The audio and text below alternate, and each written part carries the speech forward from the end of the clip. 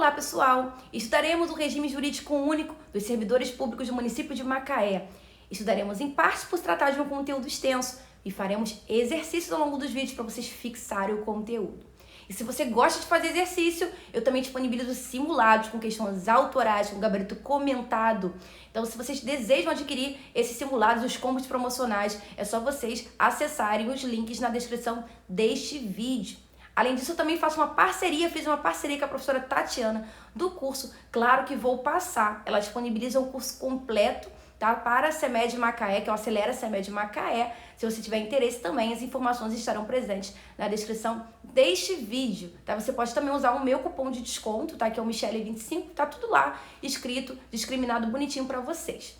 E se você quiser acompanhar sempre os lançamentos de vídeo aqui no canal, é fundamental que você se inscreva e ative o sininho. Bom, é isso, bora começar! Vamos dar início ao nosso estudo sobre o regime jurídico único dos servidores públicos de Macaé.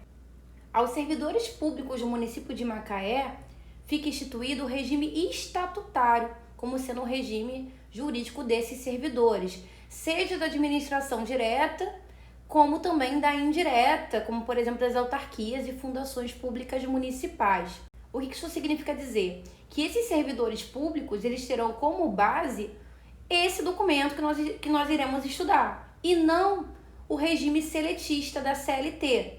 Então, resumindo, nós temos dois tipos de regime. O regime estatutário, que é regido pelo Estatuto dos Servidores Públicos, e o regime de CLT, ou seletista, que é regido pela CLT, que se aplica aos funcionários das instituições privadas. Bom, vamos falar agora de provimento. Provimento é o contrário de vacância. Provimento é você preencher um cargo público. Vacância é você deixar um cargo público vago. Então, como é que você preenche um cargo público? Você preenche através da lei, tem que ter essa previsão em lei, tem que ter uma autoridade competente que vai dar o seu devido preenchimento, que vai autorizar esse preenchimento, esse provimento. E você vai investir em cargo público quando você tomar posse. A posse é quando você assina o termo de posse, concordando com as atribuições, os deveres e direitos do cargo. Então, você formaliza esse investimento no cargo público. Você passa no concurso público, é aprovado, está ali dentro do número de vagas, né? Você foi convocado, você foi classificado e aí, consequentemente, convocado e nomeado. E aí você vai, a partir dessa data de provimento, a partir da data de nomeação, vai começar a contar para você tomar posse, que é você formalizar esse preenchimento. Antes disso, você vai passar também, né, por uma perícia médica, uma avaliação, também uma conferência em relação à sua documentação. E quais são as formas de provimento de um cargo público? Nós temos as seguintes: nomeação, readaptação, reversão, aproveitamento, reintegração e recondução. Nós vamos estudar cada uma delas, tá? Começando pela nomeação, como eu já tinha adiantado. A nomeação é quando você é aprovado, é classificado no concurso público e em um dado momento você é convocado, você é nomeado para preencher aquele cargo público que você tanto queria. Então, é lançado, né, é emitido o ato de provimento, a nomeação daquele cargo, sabe, aquela listagem com o teu nome ali sendo convocado para você apresentar a documentação, enfim, passar pela perícia e conseguir tomar posse. Após a posse, você entra em exercício.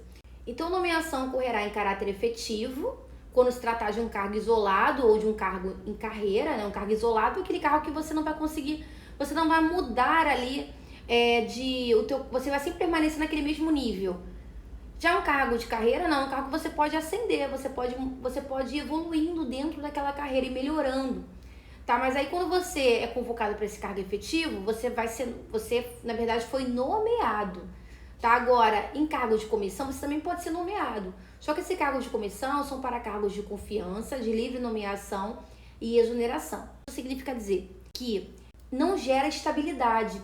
A pessoa que foi convocada que foi nomeada para preencher um cargo comissionado, ela foi nomeada por alguém, por uma autoridade que julga que ela é competente para poder estar executando aquela tarefa, é uma pessoa de confiança, uma pessoa que tem ali um notório saber, enfim, tem uma qualidade técnica imprescindível, normalmente para esses cargos de direção, chefia e assessoramento.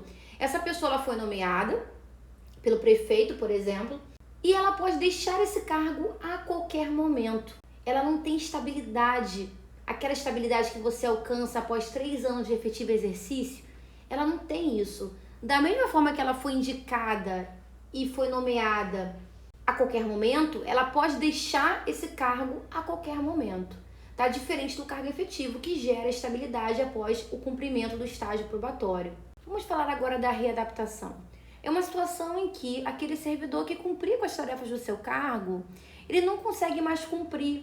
Por quê? Porque ele sofreu alguma limitação física ou uma limitação mental, de ordem mental, que está impedindo que ele continue executando as tarefas que antes ele conseguia fazer.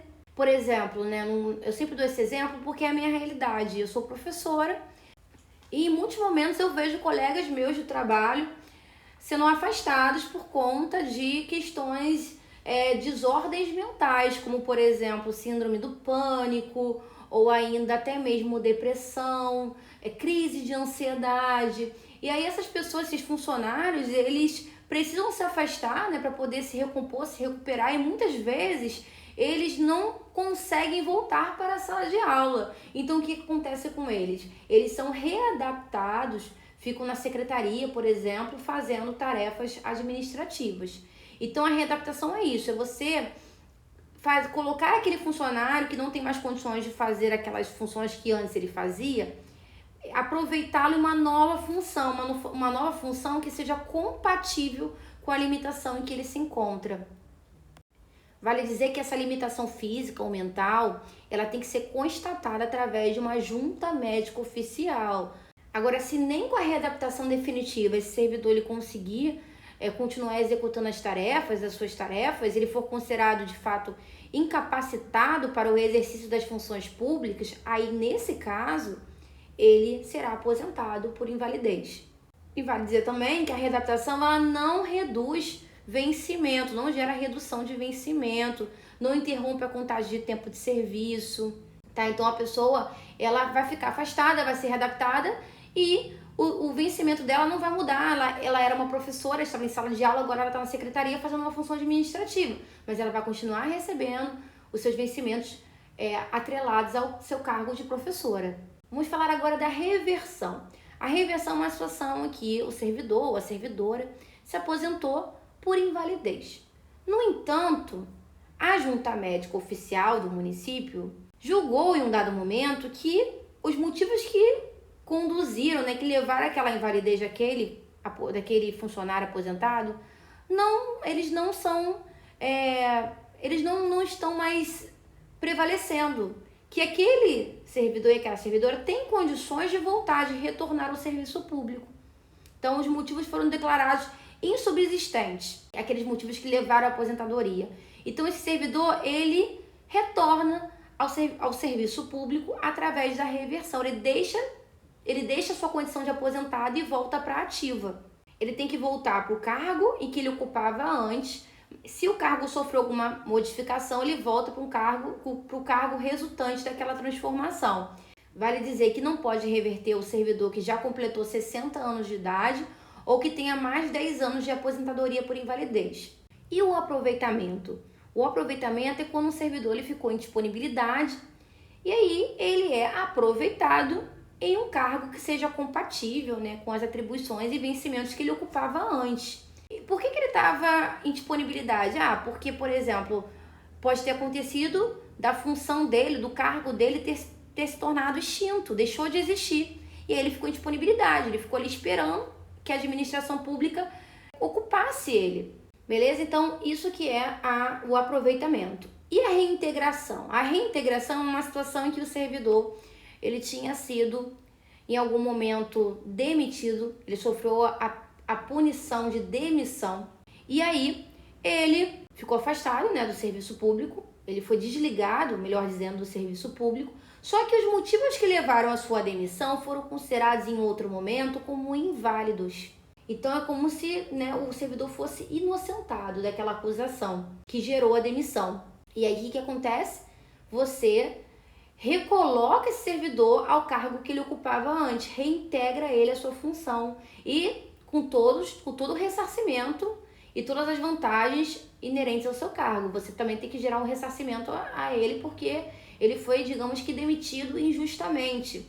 Então, esse servidor ele é reintegrado ao serviço público e quem estava ocupando o cargo dele sai desse cargo para ele poder voltar e é reconduzido ao cargo, melhor dizendo, ao cargo que ele ocupava também antes ou a um outro cargo, ou fica em disponibilidade, tá? O que não pode é o servidor que foi demitido injustamente não ocupar o seu cargo anterior, tá? Então aquela pessoa que estava ocupando o cargo, se o cargo daquela pessoa ficou extinto, ele vai ficar em disponibilidade, aguardando se a administração pública dar o jeito dela, né? Aproveitá-lo em algum cargo. Se ele não for estável, se ele for um servidor comissionado, aí nesse caso ele será exonerado e não vai ter direito à remuneração.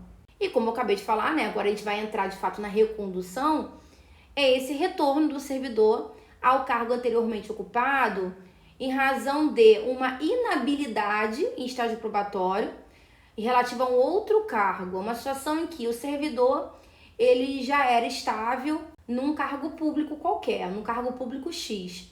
Mas aí ele prestou serviço público para um cargo público Y e passou para esse cargo público também. E aí ele vai ter que passar pelo estágio probatório tudo de novo, tá? Referente ao cargo Y. Só que ele foi reprovado no estágio probatório referente ao cargo Y. Então o que acontece com ele? Ele é reconduzido para o cargo X que ele tinha saído, tá? Então aproveita-se, né, o estágio probatório que ele já tinha cumprido no outro cargo, para ele não ficar sem nada, digamos assim, tá? Então, ele é reconduzido ao cargo anteriormente ocupado. E também na situação de reintegração do anterior ocupante, que foi a situação que eu acabei de falar para vocês da reintegração, né? Então, volta aquele servidor que tinha sido demitido injustamente e quem estava ocupando o seu lugar é reconduzido ao seu cargo, ao cargo que ele ocupava antes. Vamos falar agora de concurso público. Você já tem uma ideia, né, sobre o concurso público. O concurso público, ele acontecerá para provimento de cargos, para preenchimento de cargo público. E os concursos públicos, eles contarão com provas, ou será de provas e títulos. Por exemplo, normalmente os concursos para o magistério, para a área de educação, são concursos de provas e títulos, né? Você tem essas duas formas de avaliar. Bom, o concurso ele terá validade de 2 anos, podendo ser prorrogado por uma única vez por igual período. Então, você faz um concurso, ele tem duração de 2 anos.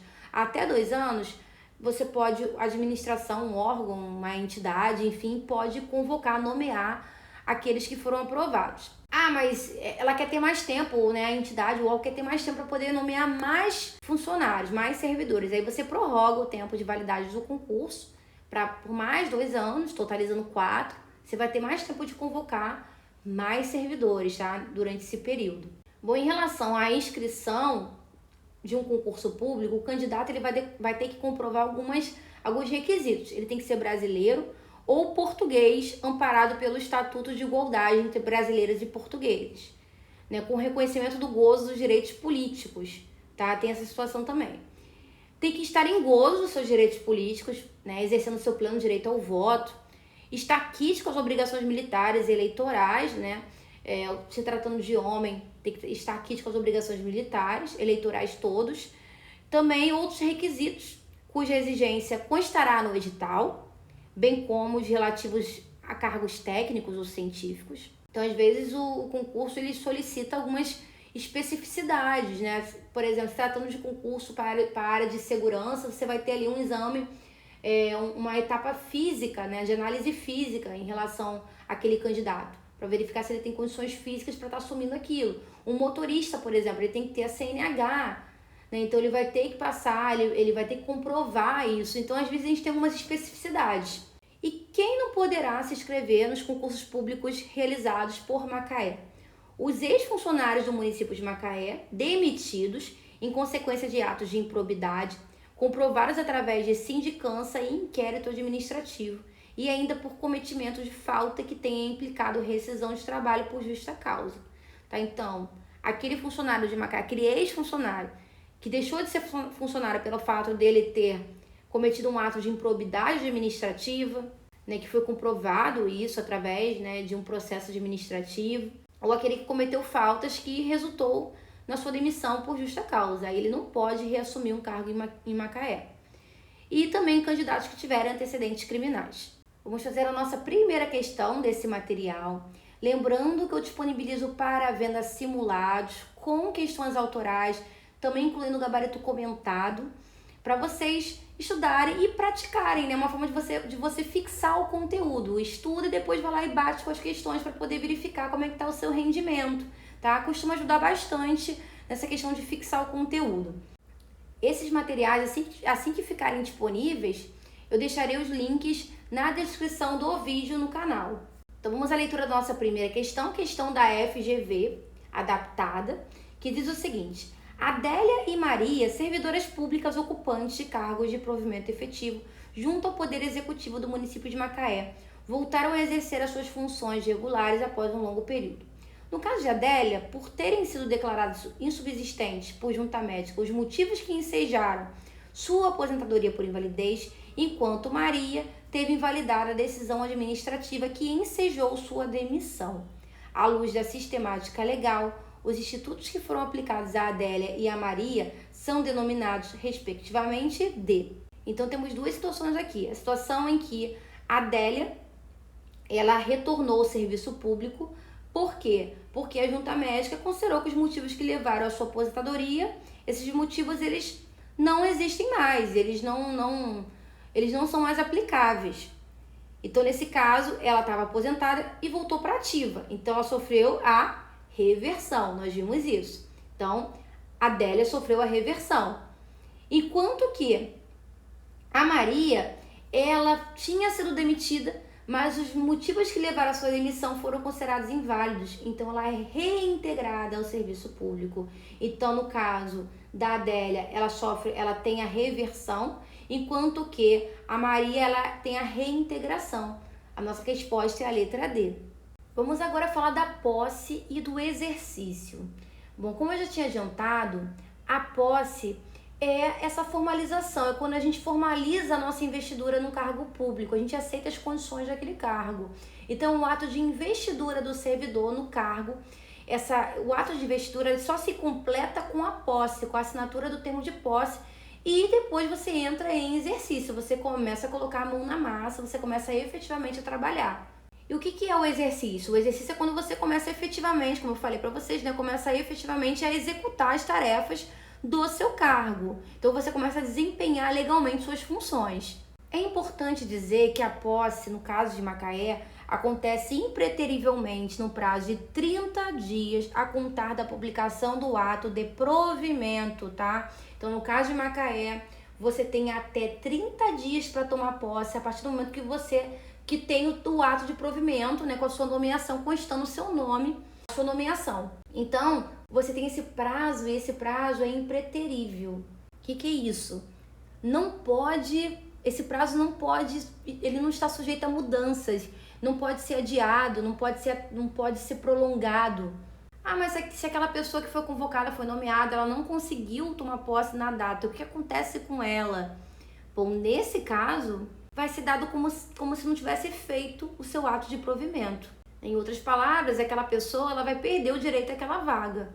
É importante dizer também que é facultada a posse por procuração específica, tá? Então você pode dar plenos poderes para alguém tomar posse por você, por alguma razão, seja lá qual for, você não está ali naquele momento e você deu plenos poderes para um terceiro fazer isso por você.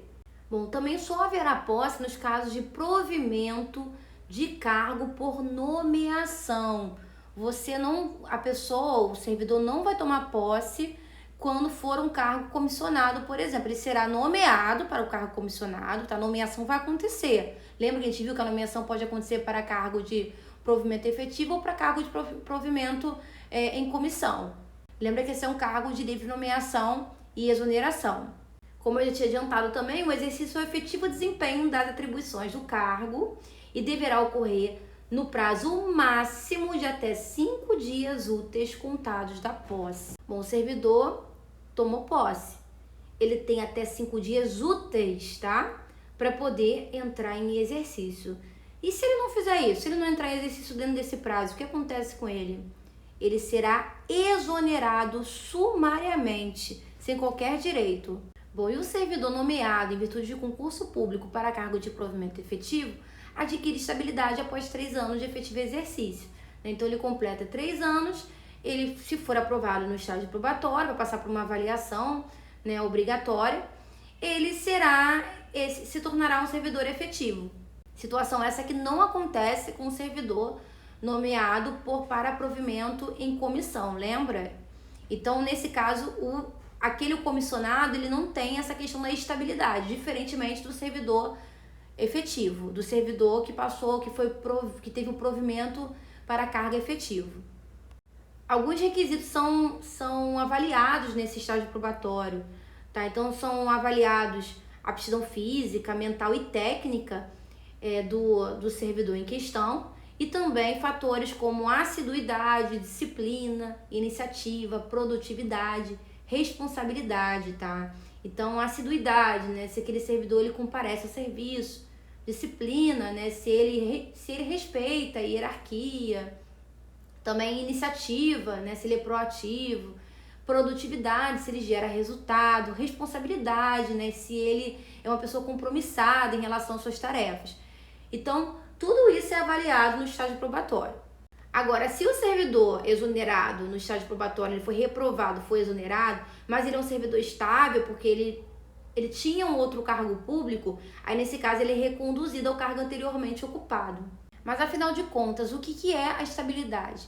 A estabilidade é uma garantia que o servidor público possui de se expressar livremente, se manifestar sem que ele tenha ali aquele medo de ser demitido. Por exemplo, o servidor tomou ciência de uma situação irregular. Ele deve denunciar. Se fosse um servidor que do âmbito privado, por exemplo, regido pela CLT, ele poderia ficar com medo de denunciar e de ser demitido, sofrer uma represália.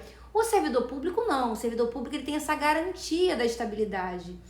Até porque ele presta um serviço à coletividade. Ele não pode ficar ali pisando em ovos, ele não pode ficar ali com medo de servir a comunidade da melhor forma possível. Ele não pode deixar que alguma situação irregular passe adiante. Ele tem esse compromisso com a coletividade. Ah, mas significa então que esse servidor ele não pode ser demitido nunca? Não é isso. Ele pode sim perder o cargo por demissão. Pode sim. Mas para que isso aconteça, algumas situações tem que obedecer a algumas situações. Por exemplo, ele só perderá o cargo em virtude de sentença judicial transitada em julgado, ou seja, que já passou por todas as instâncias possíveis. Também, mediante processo administrativo em que lhe seja assegurada ampla defesa. Ele tem direito à ampla defesa. Também mediante procedimento de avaliação periódica de desempenho, na forma que dispuser, né, o plano de cargos e salários, assegurada a ampla defesa. Então, agora a gente tem a situação também do procedimento de avaliação do estágio probatório, tá? Então, isso também pode gerar essa situação de perda de cargo, no caso, via exoneração, nesse caso. E também em situações previstas pela Constituição Federal. O artigo 69 da Constituição Federal fala sobre as despesas do pessoal ativo e inativo e dos pensionistas dos entes federativos, que não pode exceder aos limites estabelecidos em lei complementar. Então, para manutenção desses limites, a Constituição ela diz que, nessa situação específica, pode acontecer, algumas providências podem ser tomadas em relação à redução, né, de despesas com cargos de comissão, com funções de confiança e também com a exoneração de servidores não estáveis. E saindo assim, não for suficiente, aí nesse caso, o servidor estável poderá perder o cargo, mas é uma situação muito assim improvável, tá? Então, primeiro você reduziria o número de as despesas referentes aos servidores comissionados, que são servidores não estáveis, exonerava esses servidores, aí em último caso você teria essa questão de perda de cargo dos servidores estáveis. Vamos para a última questão desse vídeo, também da FGV, que diz o seguinte: Maria foi regularmente aprovada em concurso público de provas visando ao provimento de cargo de provimento efetivo no âmbito do Poder Executivo do município de Macaé. Após a nomeação, Maria foi comunicada que a posse ocorreria em até 30 dias. Em razão de problemas particulares que a impossibilitavam de comparecer, solicitou a prorrogação da data da posse.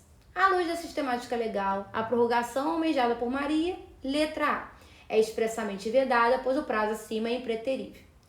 Letra B, somente é possível em relação aos cargos em comissão. Letra C, pode ocorrer uma única vez pelo prazo de 10 dias. Letra D, pode ocorrer uma única vez pelo prazo de 30 dias. Letra E, pode ocorrer pelo prazo de validade do concurso público. Bom, nós vimos que a posse ela acontecerá impreterivelmente no prazo de até 30 dias a contar da publicação do ato de provimento.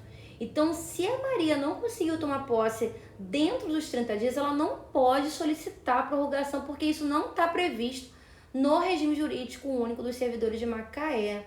Tá? Então, não tem essa possibilidade, não. Então, nesse caso, ela vai perder o direito à vaga. Então, a letra A é a resposta. Fala pessoal, eu espero que esse vídeo tenha contribuído para os seus estudos. Se você gostou, não deixe de deixar um like, também um comentário e aproveita que tá por aqui e explora outros conteúdos do canal que podem estar reforçando o seu estudo, tá? Então não deixe de maratonar os demais materiais e também de acompanhar e também de compartilhar esses materiais com seus amigos concurseiros, beleza? Bom, é isso, bons estudos e eu vejo vocês nos próximos vídeos.